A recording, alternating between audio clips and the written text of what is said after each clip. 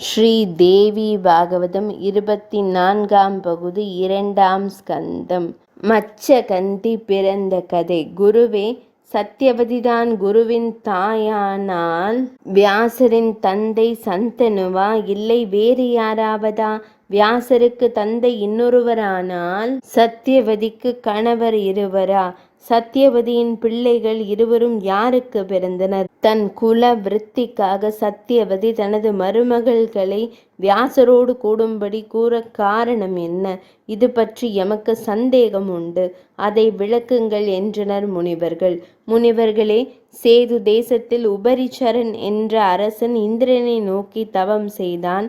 இந்திரன் அவன் முன் தோன்றி ஒரு பளிங்கு விமானத்தை கொடுத்தான். அதில் அவன் ஏறி எங்கும் சென்று வந்தான். அவன் கிரிகா என்ற பெண்ணை திருமணம் செய்து 5 புத்திரர்களை பெற்றான். அவர்கள் 5வரும் பெரும் பலசாலிகள். அவர்களை அவன் 5 நாடுகளுக்கு அரசனாக்கினான். அன்று பிதுர் தேவதைகள் அவன் முன் தோன்றி, மன்னா, நாட்டில் உள்ள காடுகளில் கொடிய மிருகங்களின் அட்டகாசம் அதிகரித்துள்ளது. அதனால் வேட்டையாடி அவற்றை அழி என்றனர். அவனுடைய மனைவி அன்று ருதுஸ்தானம் உடையவளாக இருந்தாள். அதனால் அவளுடன் கூடி மகிழாவிட்டால் ஒரு பசுக்கன்றை கொன்ற பாவம் வந்து சேரும். பித்ருக்களின் வார்த்தைகளை நிறைவேற்றாதவன் மகாபாதகன் என்று நீதி நூல்கள் கூறுகின்றன.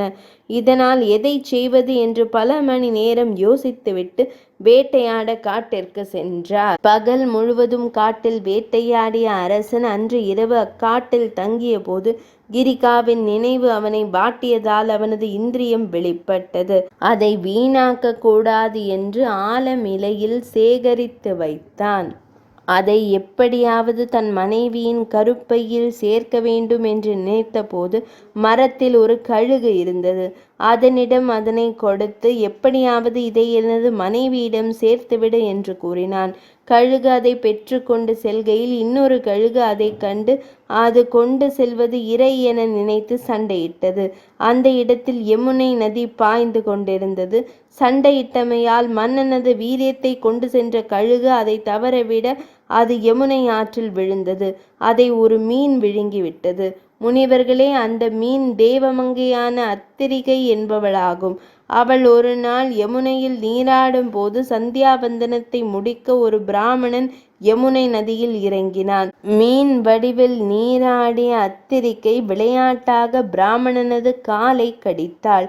பிராமணன் தனது விரத புனிதம் கெட்டுவிட்டதென்று உணர்ந்து தவஞான சிருஷ்டியால் அவள் ஒரு தேவமங்கை என்று உணர்ந்து மீனான உருவெடுத்து, நீ என்னை கடித்தமையால் நீ மீனாக கடவாய் என்று சாபமிட்டார். அந்த மீன் உபரிசிறி மன்னனின் வீரியத்தை விழுங்கியமையால் கர்ப்பமானது. ஒரு நாள் ஒரு செம்படவன் அம்மீனை பிடித்து வெட்டிய போது அதன் வயிற்றில் ஒரு பெண் குழந்தையும் ஒரு ஆண் குழந்தையும் இருப்பதைக் கண்டு ஆச்சரியமடைந்து அவற்றை உபரிசிறி மன்னனிடம் கொடுத்தான். அது தனது வீரியத்தால் பிறந்தது என ஞான திருஷ்டியால் உணர்ந்த மன்னன் ஆண் குழந்தையை தான் எடுத்துக்கொண்டு பெண் குழந்தையை செம்படவனிடம் கொடுத்து அதற்கு ககாலி என்று பெயரிட்டு வளர்க்குமாறு கூறினான். அப்பெண் பிள்ளை வளர்ந்தபோது அவளின் உடலில் இருந்து எந்நேரமும் மீனின் துர்நாற்றம் வீசியதால் அவளை மக்கள் மச்சகந்தி என அழைத்தனர். அவ்வாறு சூதர் கூறும்போது முனிவர்கள் குறுக்கிட்டு, குருவே, அப்படியானால் அத்தரிகை என்ற தேவ மகளிர் என்னவானாள் என்று கேட்டனர். தனது தவறை உணர்ந்த தேவமங்கை அவரிடம் மன்னிப்பு கேட்க அவர் மனமிறங்கி, தேவமங்கையே, நீ கர்ப்பமாகி 2 பிள்ளைகளை பெற்றதும் உனக்கிட்ட சாபம் நீங்கும். அப்போது நீ தேவருலகம் செல்வாய் என்று கூற அவள் பிராமணனுக்கு நன்றி கூறி வணங்கினாள் என்றார் சூத முனிவர். 24ஆம் பகுதி நிறைவடைந்தது.